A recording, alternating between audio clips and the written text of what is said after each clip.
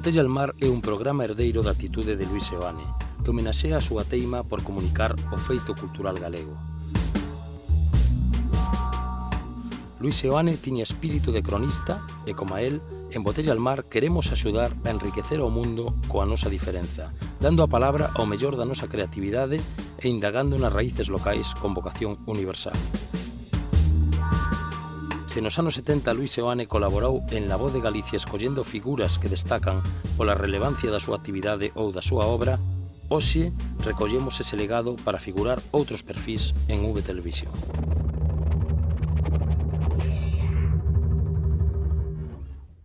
O seu ollar é pictórico, un ollar que agarda que a imaxe emerxa por revelación. En moitos casos é unha pintura descarnada, que toma corpo na fotografía, no vídeo ou na poesía.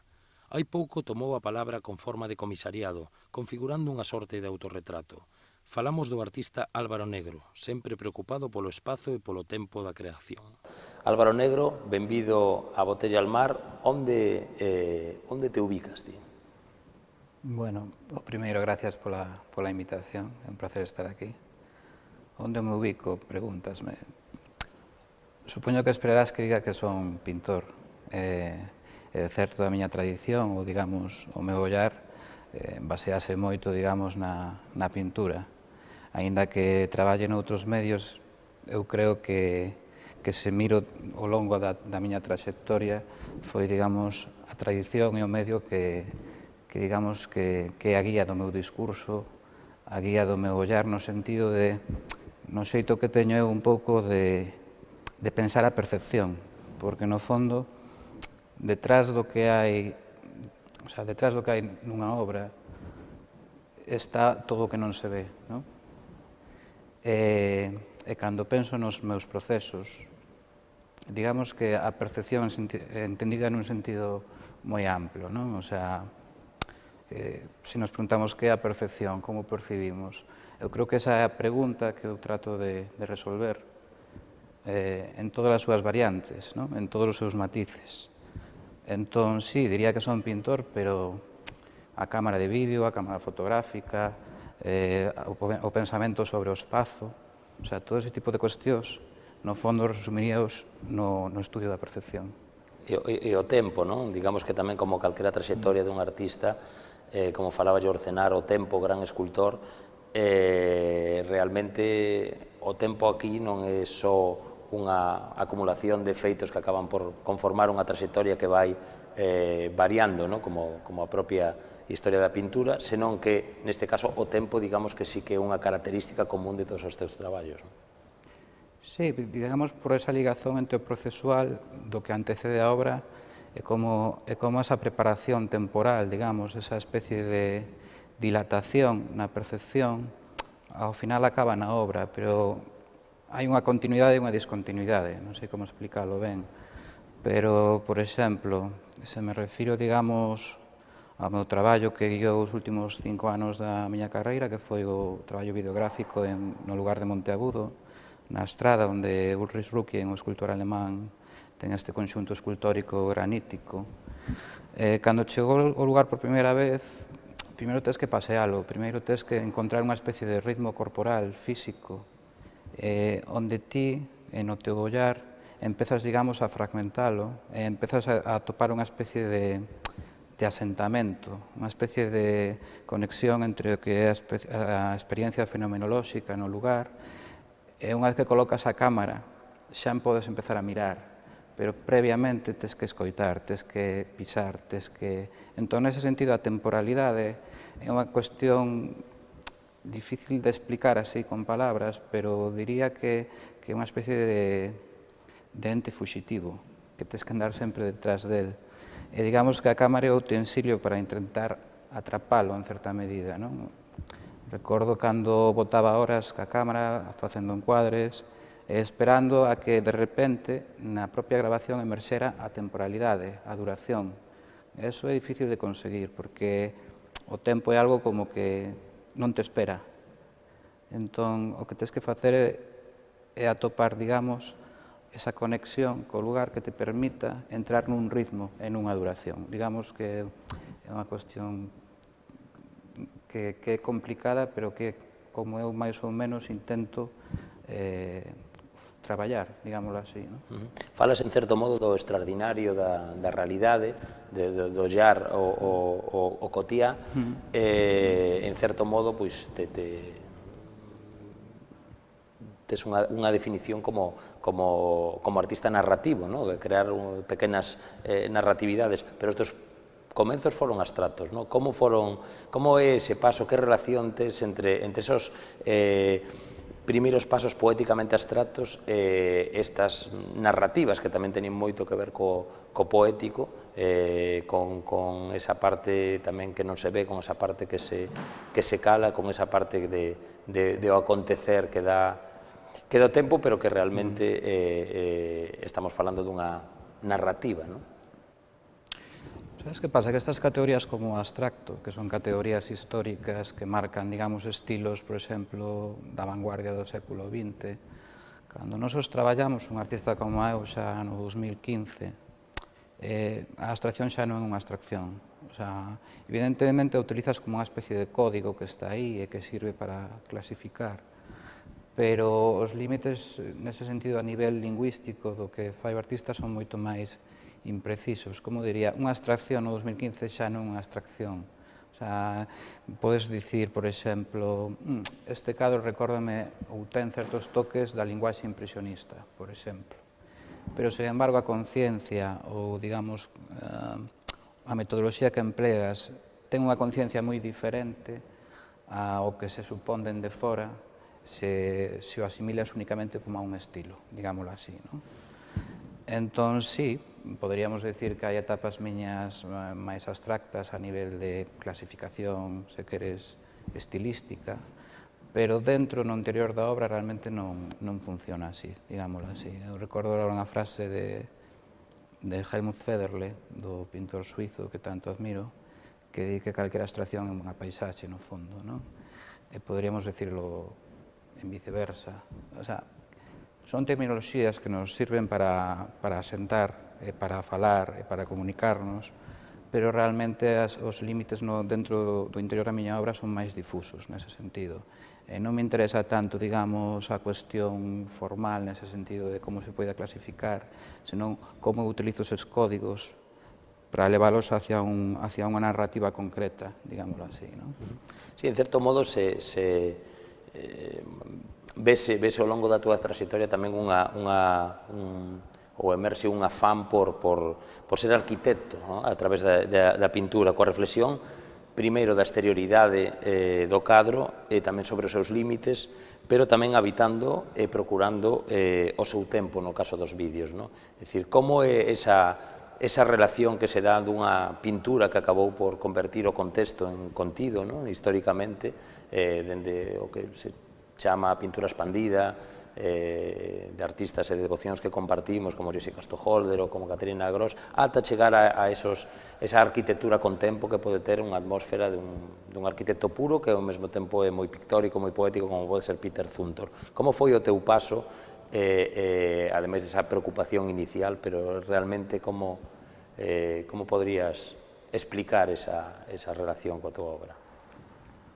Que se o pensas ben, para mí é unha imaxe definitoria da evolución que houve na arte ao longo dos últimos anos. Bueno, estou falando de 50, 60, 70 anos, quero dicir. Se pensamos nesta fotografía do cadrado negro de Malevich, toda rodeado de outros cadros seus nunha exposición, non me acordo o nome da exposición, pero é o de menos. É unha fotografía que ves o cadrado negro nunha esquina, como icono, todo rodeado de outra, da parte das obras, sen ningún tipo de preocupación pola cuestión da colocación ou situación da pintura respecto ao espacio. Te das de conta que sendo Malevich un conceptual total, realmente o que lle interesaba era a idea que contía o cadro e non lle interesaba para nada, digamos, as relacións de contexto co espacio arquitectónico. Eu creo que esa precisamente é unha das claves da evolución da arte xa nas segundas vanguardias, nos 60, 70, ata hoxe, que, digamos, como o artista precisa xa dun cubo branco, precisa xa dunha especie de relación diferente entre a obra e o contexto.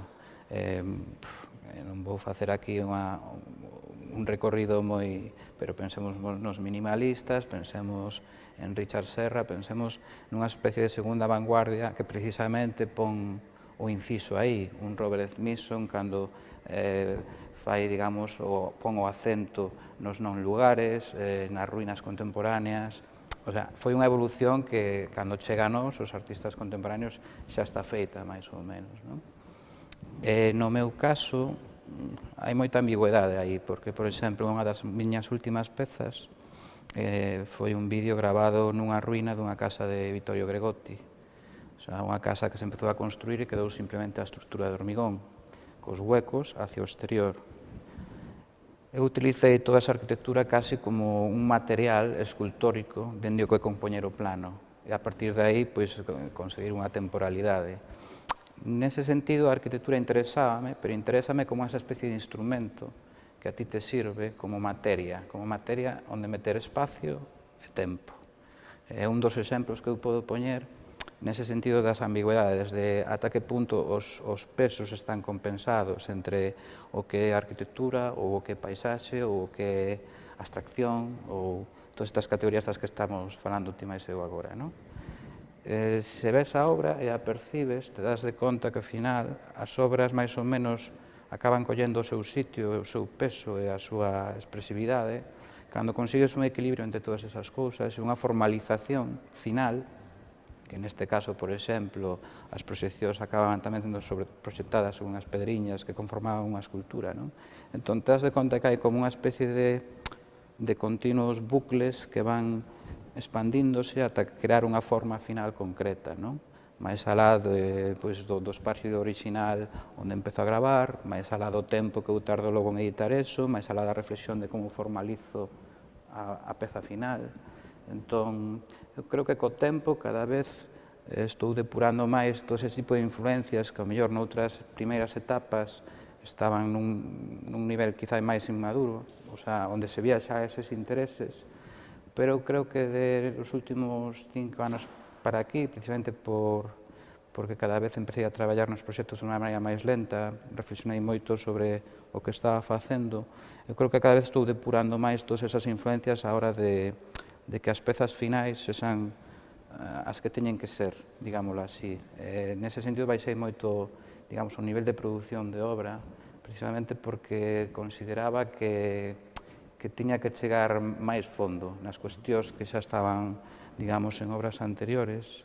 Eu creo que estou nese momento en donde estou me dando o tempo para que eso suceda. Para que a xente nos entenda, continuamos falando de pintura, sin embargo a pintura xa non é unha técnica, non podemos entenderla como unha mistura simple de pigmentos enfocada dentro dun cadro, senón unha tradición, a propia historia da arte e da propia historia da pintura. Da pintura falamos moitas veces, chegamos incluso a reflexionar nun libro común, Escaixao a pintura despois da pintura, no ano 2003, da pintura só queda o término. É dicir, como lle podemos explicar ao propio término pintura, como lle podemos explicar a xente que é pintura hoxe? Pregunta difícil. É que precisamente estamos nun tempo, a diferencia das vanguardias, nas vanguardias os movimentos evolucionaban casi como tábulas rasas continuas, non? Chegaba un movimento, tábula rasa, chegaba outro, que parecía que eliminaba o anterior, non? Digamos que había como, dentro do contexto había como certezas, non? De repente o cubismo é unha certeza. O mellor non, o mellor era a nosa maneira historicista de enfocar a historia. Tamén é certo, porque ao final se vas ao detalle todo moito máis complexo.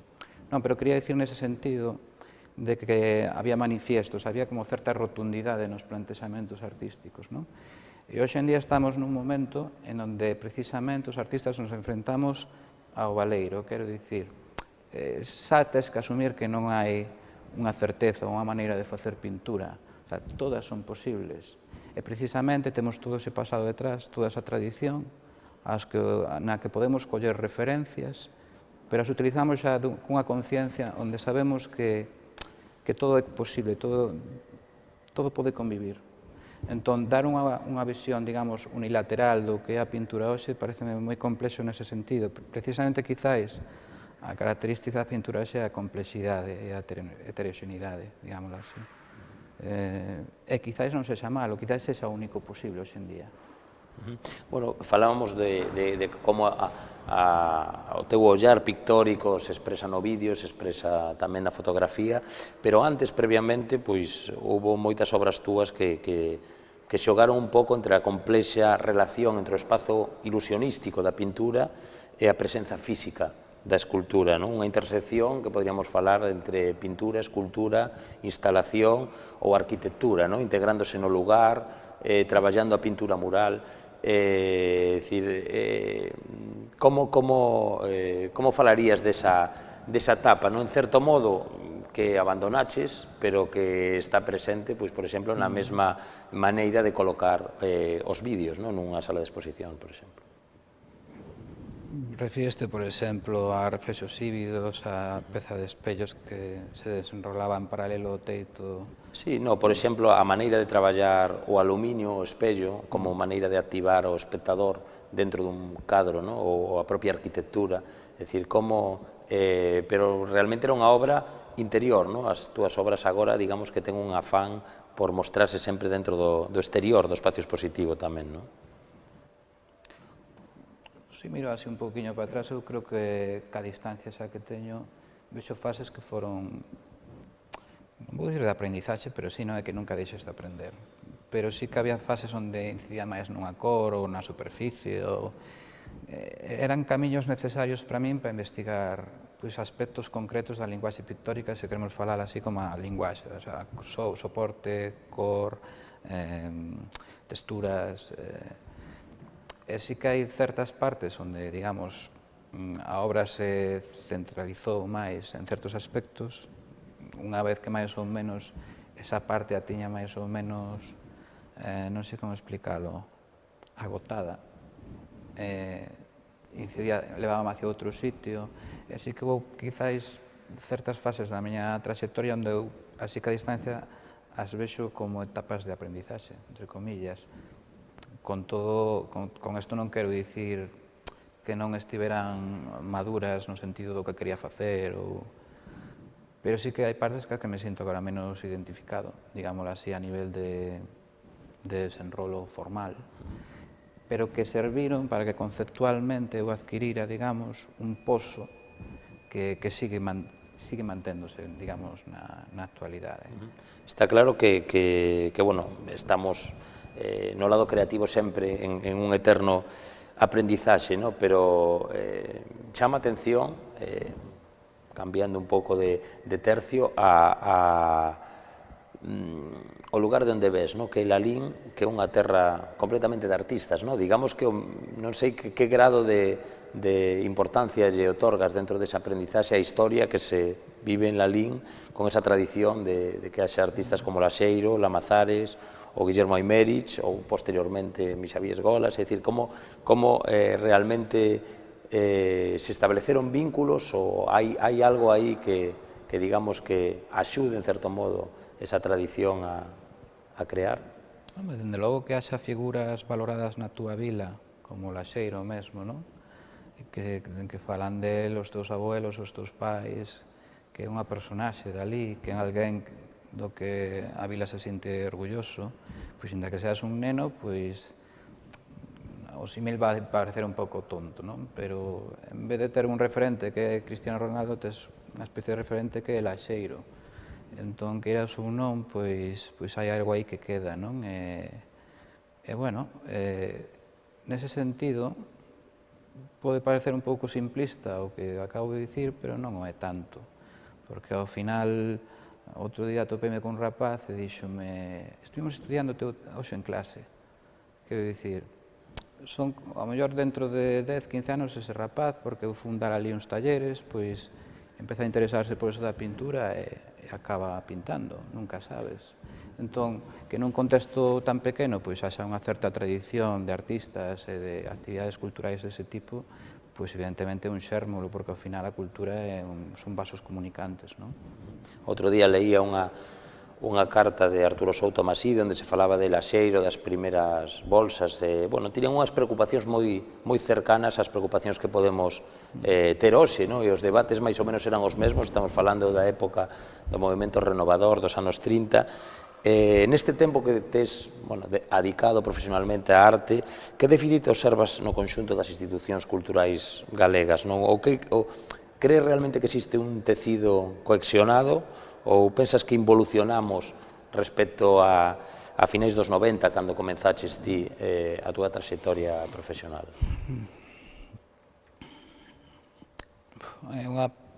Nesa resposta teria que haber bastantes matices, porque, como ben dis ti, cada vez todo máis rápido e houve moitos cambios que, aínda que parezca pouco, dende principios dos 90, estamos no 2015, tampouco está tan lonxe, eu sí que vin cambios de espírito no ambiente, non sei como explicalo.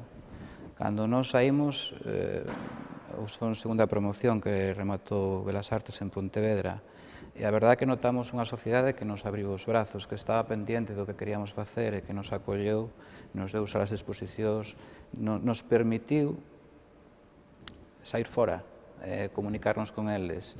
Había coleccionistas que viñan ao teu estudio, galerías que se interesaban polo que estabas facendo, institucións recién creadas como a OCDA que empezaban con toda a ilusión. Se facemos unha comparación co espírito que se percibe agora, pode haber certo desencanto, e non o digo a nivel personal, estou falando máis a un nivel de ambiente social respecto á relación arte e o seu vínculo co lugar onde se desenrola, non? Estou pensando, por exemplo, nos artistas novos que están, pois, que queren ser artistas e queren sair agora. Dame a sensación, non sei se é así, que non atopan, digamos, eses brazos tan abertos, que a infraestructura non logrou consolidarse, e quizás nós éramos máis optimistas daqueles, porque realmente se respiraba que se quería crear unha infraestructura máis ou menos que posibilitara, digamos, a articulación entre institucións, galerías, o que conforma o esquema artístico, pois parecía que queríamos consolidalo, que queríamos ir cara adiante todos xuntos. Quizás houve certo fracaso nese sentido. En ese sentido de déficit, que crees que se podría facer dende o punto de vista institucional ou dende o punto de vista do contexto para en certo modo, aupar ou protexer a nosa creación máis nova? Eu creo que temos que crear unha conexión realmente antropolóxica, historicista, sobre de onde vimos e hacia onde queremos ir.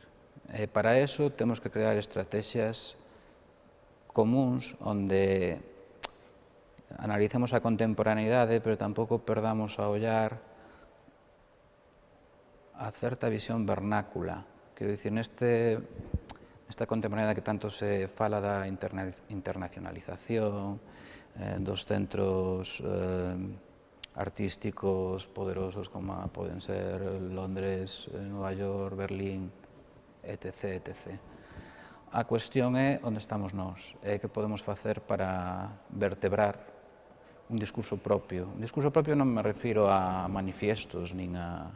refiro a unha estrategia realmente onde digamos, estos somos nós, estos somos contemporáneos, pero temos unhas raíces e temos que saber encauzarnos dende esas ligazóns moito máis reais que ao mellor facer programacións onde non ves realmente unha coherencia entre unha exposición e a seguinte, onde parece que todo máis aleatorio do que debería ser a nivel de vinculación ca túa historia artística como cultura, digámoslo así. En certo modo, darlle un pouco a volta á tortilla, darlle a volta a esa idea do local para pensar localmente e actuar globalmente, que é un pouco o que falaba Luis Seoane, que decía de que temos que enriquecer ao mundo coa nosa diferenza. Dicir, quizáis nos faltou, ou nos falta sempre ser fortes nesa diferenza. Sí, eu cando viven fora, cando estive en Londres ou en Berlín, dábame conta de que a arte de Berlín é local, a arte de Londres é local. Quero dicir, son contextos concretos que teñen un porque sí, non xurde da nada. Outra cousa é que teñan o poder económico para, digamos, facer do seu discurso o discurso imperante internacionalmente. Evidentemente son macrocidades, pero igualmente que houve macrocidades cando Florencia, cos Medici eran o centro do poder artístico, ou Roma, ou O sea, eso sempre o haberá, digámoslo así, pero pensemos no Camiño de Santiago, pensemos cando nos éramos no románico, digamos, un dos centros tamén artísticos. Pensemos, ás veces, que temos moitos artistas por recuperar, por revisar, e que a mellor están moi na sombra, a nivel histórico. Ti xa sabes. Efectivamente, hai aínda moito que camiñar. Bueno, Álvaro Negro que afirmou o seguinte, no? Cando ía cara adiante, todo era impaciencia, ao regresar lentitude. Hoxe tentamos esculpir esa trayectoria de claroscuros con palabras lentas, propias da sabiduría de quen como Álvaro Negro traballa esa empresa. Moitas grazas, Álvaro Negro, por estar en Botella Almana. Gracias a vos.